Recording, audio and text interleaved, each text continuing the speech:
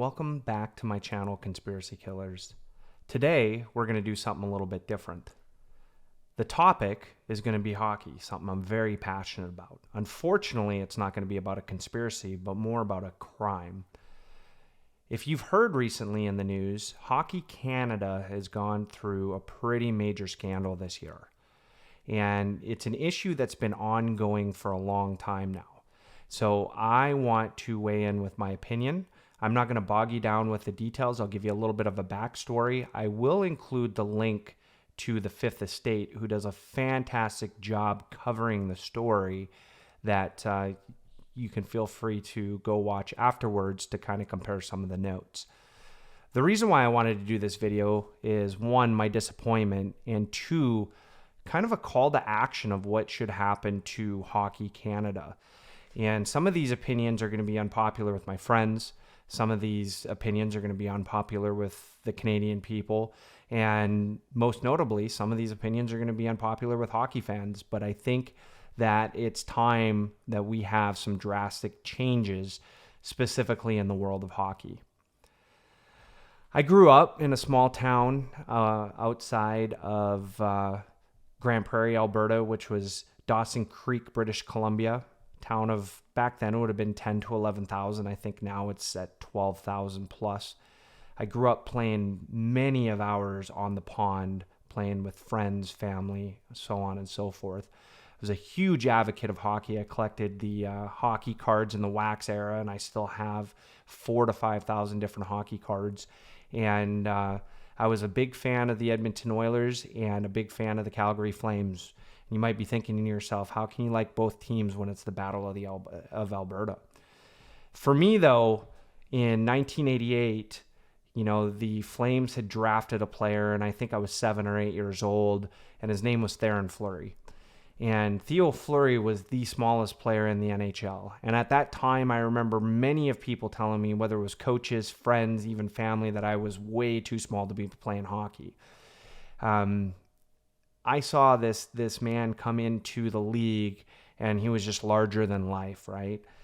They go on, they win the Cup in '89. A couple years later, he has that huge overtime goal that, if you go look on YouTube, was just an amazing celebration. But literally, this was my hockey hero. It was somebody that I could watch day in and day out, and was able to put up goals, was able to hang in there with the toughest of NHL players back then.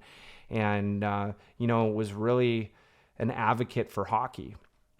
You fast forward 10 plus years, Theo went through some substance abuse and came out with a book that really talked about abuse in hockey.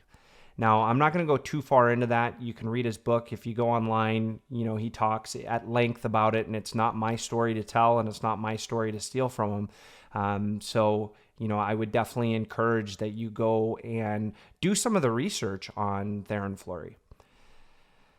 But how that plays a part in this is that was someone that I watched and I grew up idolizing, right? And when he had come out and talked about the sexual abuse, specifically in the juniors and lower leagues, it was kind of mind-boggling. It was something that was pretty baffling, and it was something that nobody had the courage to talk about before. And that was something that kind of resonated with me. It was, in my mind, prior to that, it was the lucky kids that had money that were able to play hockey, that could afford the equipment and afford the travel. But what we learned through time was it was a toxic culture that was created. Now, by no means am I saying or insinuating that every hockey team and every coach and every player lived that toxic masculinity or that suffered abuse or dished out any abuse. But what we do know now is that it was pretty rampant, right? And I think that as time goes on, we're hearing more and more stories.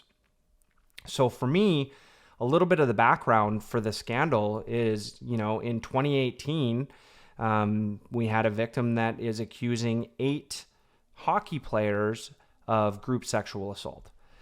And kind of the cliff notes of the story is, the lady went home with one of the hockey players and was intimate with that hockey player. And afterwards, that hockey player had invited 7 of their hockey friends into the room to continue, or I guess start, a group sexual assault that lasted for hours.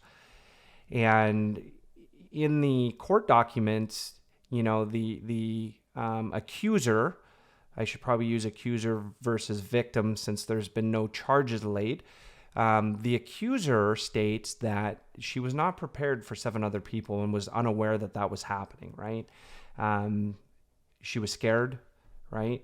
There was only one way in, one way out.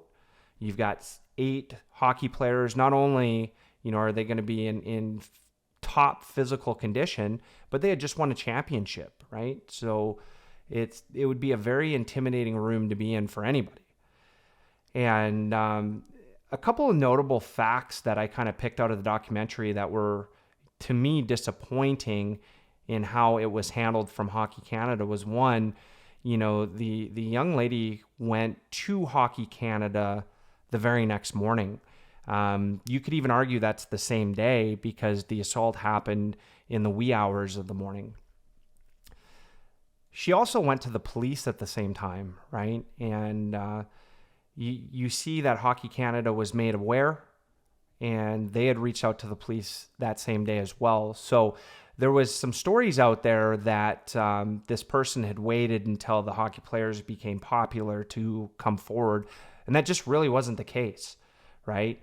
And further along, you see that there's text messages sent back and forth, asking her not to go to the police, right? And that's got to be intimidating within itself, right? I'll kind of leave it there just from the case perspective because I'm not a lawyer, I'm not a judge, I'm not a police officer. And again, I think the Fifth Estate does a fantastic job kind of outlining what the timeline was, what happened, what the accusations are.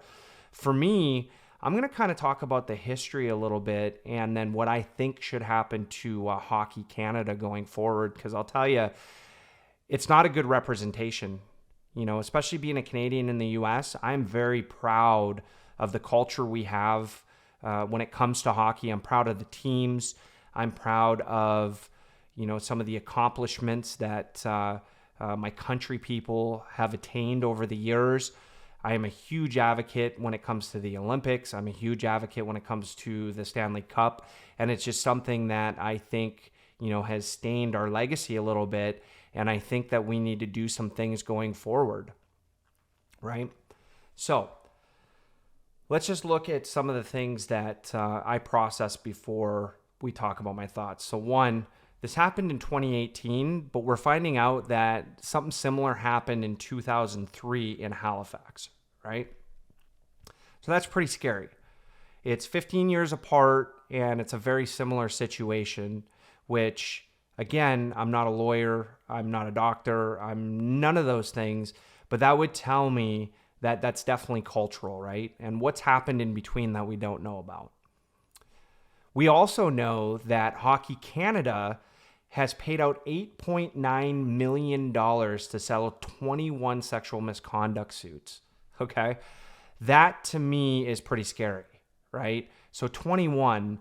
Another thing that pops up is that when they do settle, they request an NDA, a non-disclosure agreement, right? So they don't want to get it out there. That tells me they're trying to sweep things up under the rug, trying to make things go away.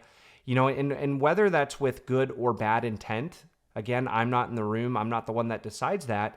It's to try to, one, keep the money machine going, and two, right, not have to deal with the ongoing toxicity that's happening throughout some of the lower level leagues. Okay.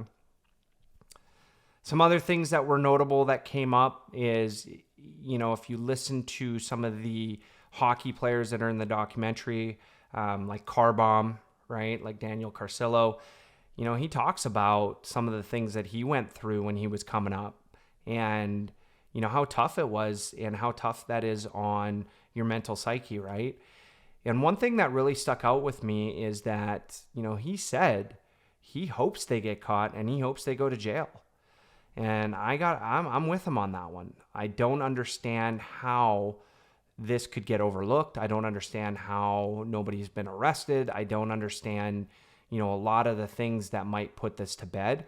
I do understand that many of these hockey players have went on to enter the NHL, right? And I also look at the 8 people that are accused have really put a dark cloud on the folks that weren't in that room and the folks that didn't participate that were a part of that Team Canada championship, right? A couple other things that, stick out to me as well is that the leadership hasn't changed for Hockey Canada, at least not in a big way, right? And they spent some time going through the parliamentary probe. Sorry, that was kind of hard to say, a little alliteration there. And, they stated that they didn't compel the players to come in and cooperate. That is crazy to me, right? And we'll get back to that in just a moment. But that's something that when something this serious happens, you would think everybody would participate in it. But only 10 players came forward and participated in the investigation, right? That's like 50% of the players. You got to think, when you're trying to get information, only getting 50% of the information is not going to paint you a full picture. So very disappointed in that as well. A couple other notables that kind of play a factor in this is that, that $8.9 million that I was talking about, a portion of that came from the player registration fees. So think about that for a minute. Anybody that was signed up for Hockey Canada, whether it's a lower league, whether it's in the juniors, they're paying fees for that. And those fees went directly to pay off some of those 21 sexual misconduct lawsuits. That's just wrong. That is wrong in my opinion, right? That is an outcry within itself. And I think that is where we need to be making a lot of questions and, making statements around that. So here's my thoughts around it. Here's some of the things that I think that we should be holding Hockey Canada accountable to, and that can really make us, a fan like myself, move forward and have confidence that Hockey Canada is doing the right thing. So first and foremost, there needs to be a rule, and I know they had just put one in, but any entity or organization should not have the power to investigate themselves or any parties that are associated with them. So, for example, Hockey Canada should not have the ability to investigate itself and hold hockey players accountable. They should always have to go to a third party, right?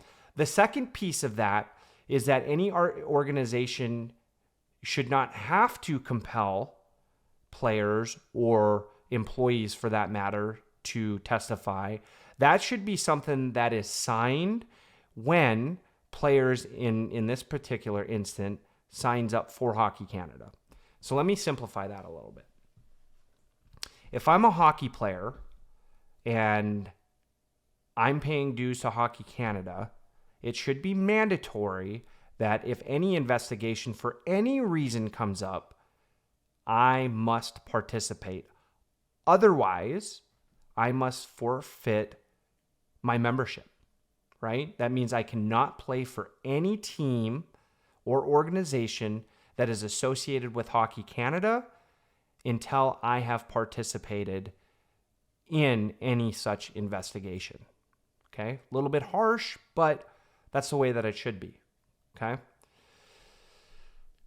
Some of the things that Hockey Canada should have to do, I think that there's no question there should be new leadership from top to bottom. And I think that the leadership that comes in needs proper training to identify hazing incidents, identify any kind of bullying, identify any kind of violence, and, most importantly for this topic, how to navigate and handle sexual misconduct allegations and investigations.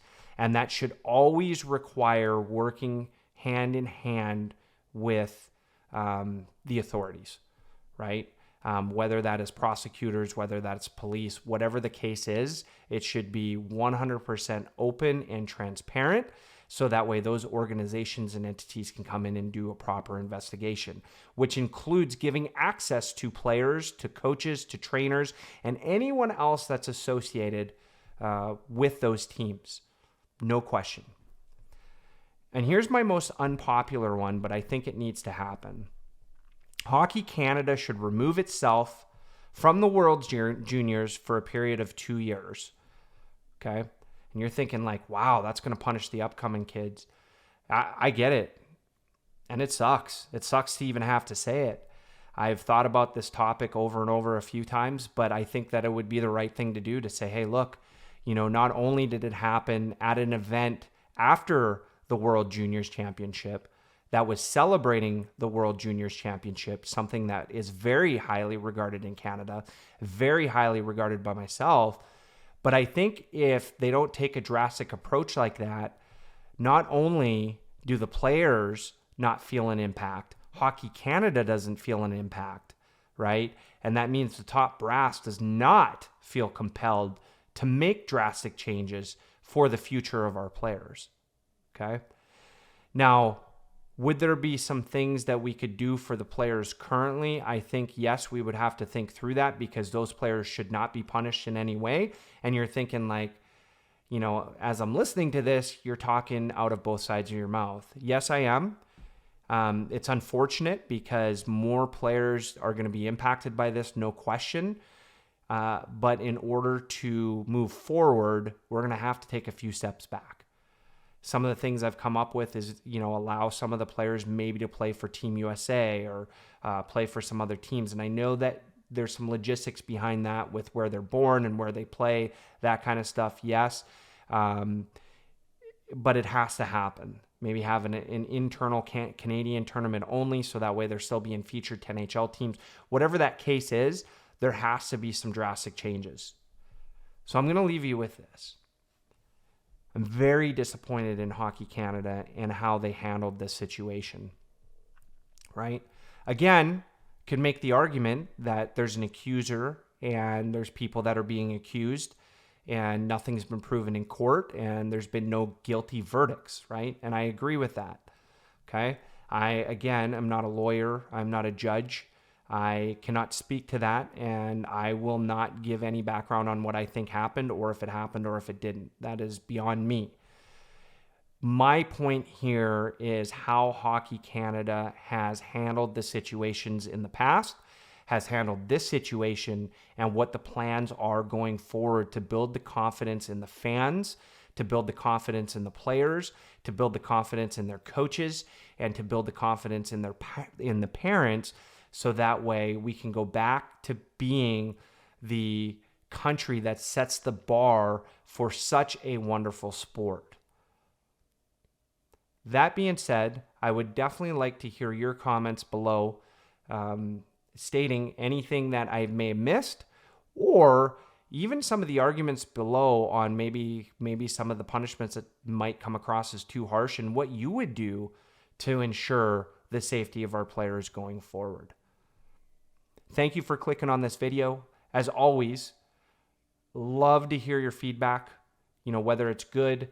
I wouldn't say bad, but constructive criticism is always welcome. I don't look for the hate, but I definitely want to improve my videos going forward based off of your constructive criticism.